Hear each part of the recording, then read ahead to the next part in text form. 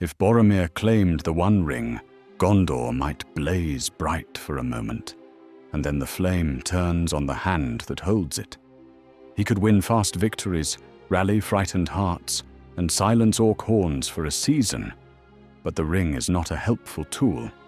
It's a will with an agenda. Elrond lays down the rule we have to play by. We cannot use the ruling ring that we now know too well. It belongs to Sauron and was made by him alone and is altogether evil. That's the guardrail for our entire thought experiment. So what actually changes the moment Boromir closes his fingers? First problem, attention. Claiming the ring doesn't turn enemies off, it turns a beacon on. The Nazgul do not arrive as negotiators. Tolkien notes they may act submissive only to lure a claimant, where Sauron himself can reclaim his property, and no mortal could keep it then. Letters 246. In other words, the second the ring is claimed, the clock starts. Second problem, motive creep. Boromir's best trait is his love of Gondor. The ring's favorite trick is to amplify a good motive until it hardens into control. You don't hear be evil, you hear do what is necessary. Third problem, the West splits. Aragorn will not bend to a ring state. His authority in this world is defined by healing, not domination. He gathers the Dunedain, keeps faith with Theoden, and builds a counter-coalition powered by trust rather than terror. Fourth problem, opportunists smell lunch.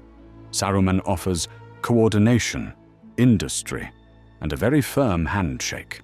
He calls it alliance. He invoices it as stewardship. He intends it as acquisition. Any timeline with a mortal ring bearer invites the White Hand to try a white-collar theft. And hanging over all of this is the ring's endgame. The Nine don't need to smash walls if they can schedule a meeting. Make Boromir feel like a rightful ring lord, bow politely, escort him to neutral ground, and lead him toward the one presence no mortal can resist. That's why this stays dark, even if the opening looks triumphant. What we'll explore tonight on Fool of a Tube? The Aemon Hen grab that flips the attention switch, Gondor's slide from protection to control, and what that does to Denethor and Faramir. Aragorn's answer and the fracture it creates, Saruman's pitch, and the Nazgul's velvet trap. Then we'll test 3 sharp endings which are different routes to the same locked door. Cloaks fastened, nerves steady. Let's step to the moment the ring changes hands and watch the dominoes begin. We start at the seat of seeing, Aemon Hen. The stream whispers, the fellowship is fraying. In the book's timeline, Boromir breaks, regrets it, and dies defending Merry and Pippin. In our what-if scenario, he doesn't stop at temptation, he claims the ring. He snatches it, breath quick, eyes fierce, and in that instant, the story changes temperature. The ring isn't a sword you swing, it's a remote control that starts to reprogram the person holding it. When Boromir claims it, he paints a giant target on himself. In Tolkien's words, anyone who tries to seize the ring draws the Nazgul. They will seem obedient for a while, but only to lure the new Ring Lord into a situation where Sauron himself can reclaim it. No mortal could then withstand him. So the very first ripple is not politics, it's attention. Far away, 9 dark shapes turn. The eye swings like a lighthouse that hates you. Frodo and Sam don't get their quiet escape. Merry and Pippin don't wander into Fangorn to wake up the trees. Aragorn doesn't get his 3-path dilemma. The Fellowship breaks fast, not slowly. If Boromir survives the first Nazgul sweep, he runs home to Minas Tirith with a prize he thinks will save his people. Before we go any further, a short, clear rule. You cannot use the ring for good. The Council of Elrond is blunt. We cannot use the ruling ring that we now know too well. It belongs to Sauron and was made by him alone and is altogether evil. And Tolkien's letters add the how. The ring magnifies the bearer's natural power and desires and quietly bends those desires toward domination. Think of it like turning up the volume on your best quality until that same quality becomes a problem. Boromir's best trait is love of Gondor. Turn it up to 11 and it becomes ownership of Gondor. That's why, well, we'll use it only to defend the city, always slides into, everyone must do what I say for the city. The ring augments power according to the bearer's own measure. Boromir is no wizard or demigod. He can scare or command a lot of people for a while, but he can't outring the ring's maker. Plenty of fans argue he wouldn't make it past the first Nazgul patrol. That's possible. 9 airborne terrors plus a new beacon of raw ring energy is a bad commute. But let's allow our story some runway. Boromir knows the land, has friends and soldiers, and he's very, very motivated. He crashes south along the Anduin corridor, surrounded by whatever remains of the Fellowship or any Gondorian scouts he can rally. Every mile he travels, the ring is teaching him that fear works faster than speeches. He starts barking orders. People obey. That's addictive. The Nazgul shadow him at a safe distance. Remember the tactic from letter 246, outward deference for a time. They want him to get established because they know a thing Boromir doesn't. A mortal ring lord is a short-term investment. Sauron will collect the principal with interest. Minas Tirith remembers long winters and sea kinks. It also remembers being outnumbered. Imagine Boromir coming home alive with the weapon. Denethor, already sour from Palantir visions, initially rejoices. Emergency measures appear overnight. Curfews, extra levies, tighter oaths of fealty. On paper it's temporary, in practice it's the new normal. The city shines like a freshly sharpened blade. And as everyone who's shaved knows, blades cut quick. The ring's push is subtle. It doesn't whisper, be evil. It whispers, do what is necessary. And necessary keeps expanding. Think Minas Tirith, Inkor rolling out Project White Tower.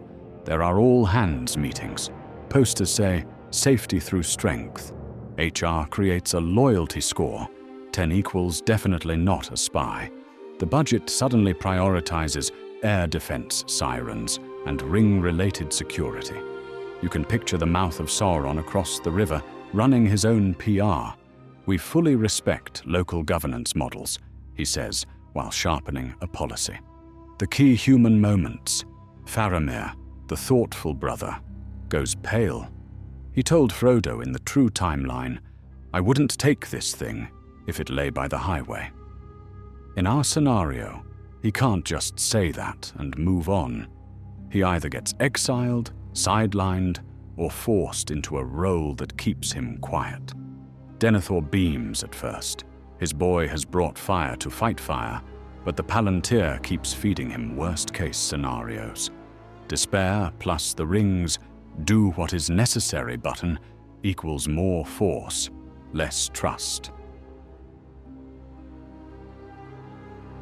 Here's where the story keeps its heart. Aragorn will not kneel to a ring state. Tolkien gives us a compass line. The hands of the king are the hands of a healer.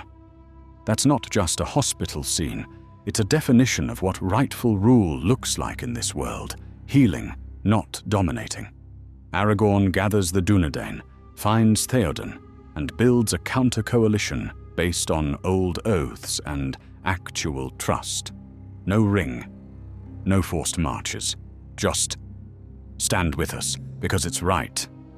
He doesn't need the ring to justify himself. There's a domino effect. Because Merry and Pippin didn't get carried off, the Ents might never wake. Isengard keeps its factories humming. Rohan bleeds more than in the original story, and Aragorn spends precious days doing rescues and raids instead of preparing a grand, single battle. The West splits into two visions of safety: Gondor with the ring, security enforced by fear, and Aragorn and Rohan, security built by courage and consent. Sauron loves that split. Men fighting men is his favorite music. Saruman is that co-worker who says teamwork a lot while slowly stealing your lunch. In Unfinished Tales, he's already angling for the ring by spying, lying, and delaying. In our scenario, he sends envoys with sleek promises. Let Isengard provide industrial support. We'll coordinate troop shipments. We have scalable pike solutions. It's Middle-earth, but now we're speaking corporate. Picture his slide deck. 2 towers, 1 vision. He offers throughput and joint command. What he really wants is to separate Boromir from anyone who might warn him, and separate the ring from Boromir the second a window opens. Also because the channel asked for it and life is cinema. Lurtz, the Uruk with the mean mug from the films, still wants his close-up. Somewhere in a meeting he leans in and says, "Or we could just kill him." And the room hums, because Sean Bean has a reputation to keep. We'll come back to that. Early on, Boromir looks heroic. He ends raids, rallies troops, scares orcs. But the ring isn't neutral. It tilts him. Small examples first. He sleeps less, checks the Palantir just for updates, gets impatient with councils, signs midnight orders. Then bigger shifts, purges of disloyal captains, harsher punishments, and most dangerous, a belief that he alone can see the big picture. The city learns to clap on time. Friends talk in kitchens, not halls. Faramir becomes a problem to manage, rather than a brother to trust. The ring's trick is not screaming, "I am evil." Its trick is convincing good people that the fastest path is the right path. It loans you power and secretly charges your soul. Elrond's warning isn't theology homework. It's a simple safety label. Do not use. It will use you. We're not guessing here, Tolkien explains the playbook. The Nazgul would act humble in front of a new claimant, even bowing, because that keeps him away from Mount Doom and buys time until Sauron can arrive. And when Sauron arrives, that's it. No mortal could then withstand him. A black captain kneels outside the city and says, "My lord," in a voice like a cellar door. He offers escort to neutral ground for an important parley. He compliments Gondor. He flatters Boromir's leadership.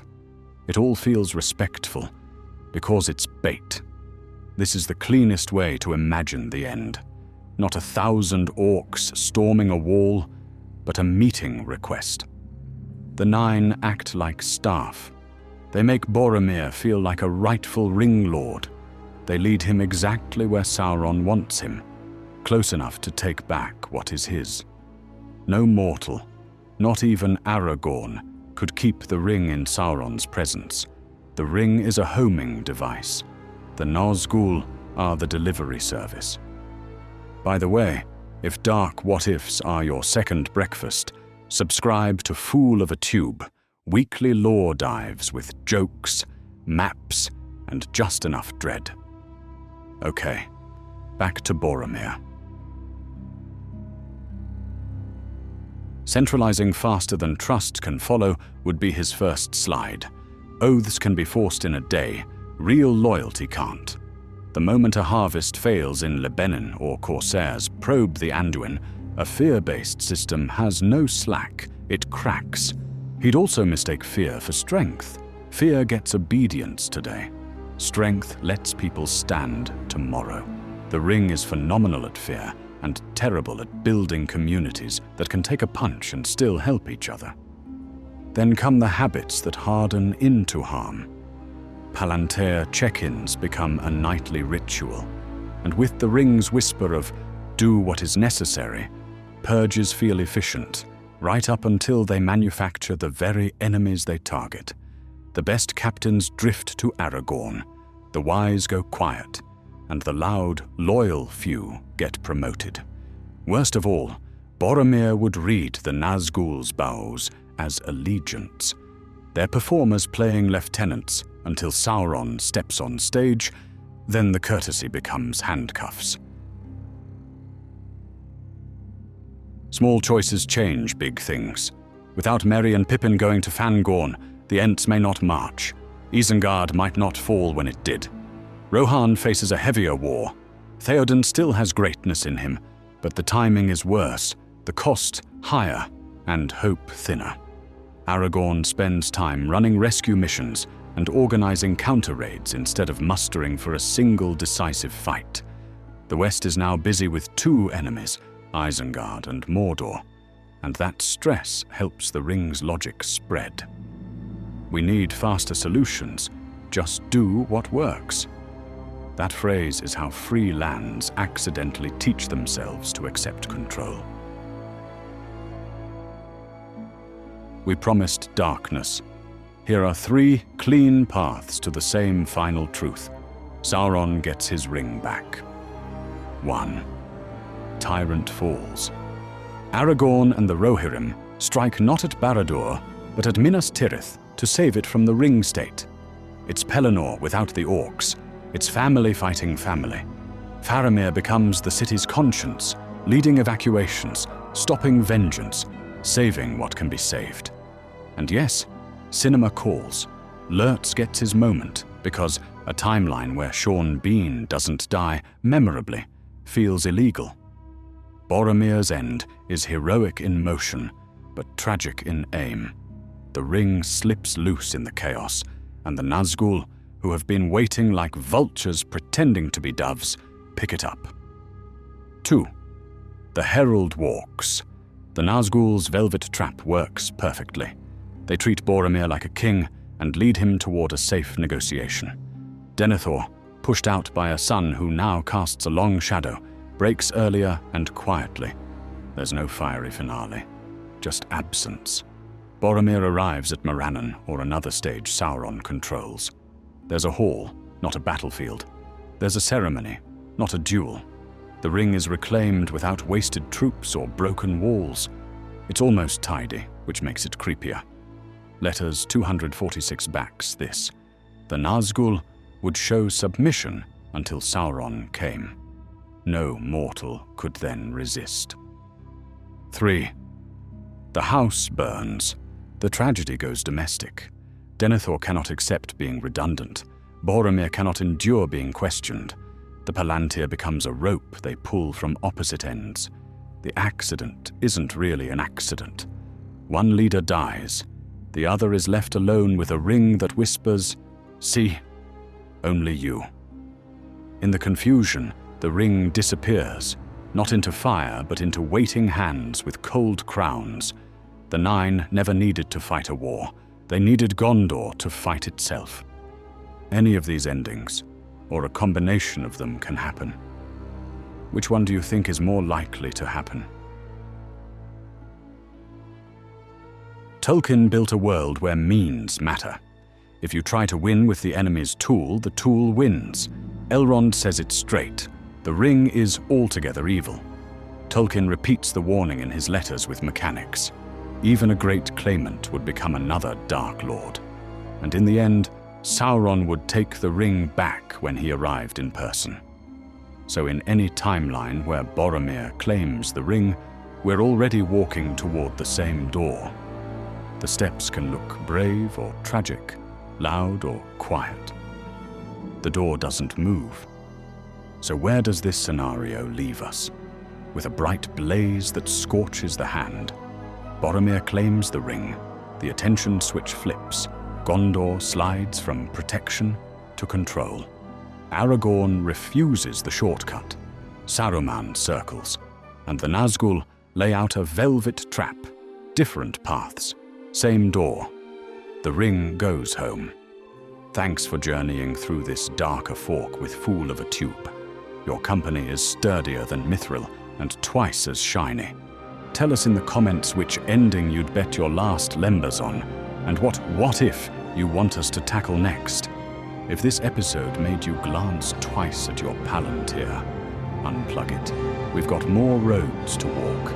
Next time, we'll open another map of Middle-earth that explores the way this world is supposed to be explored. Until then, keep your cloaks fastened, your courage handy, and your second breakfast within reach. Namaria, friends. We'll see you in the next adventure.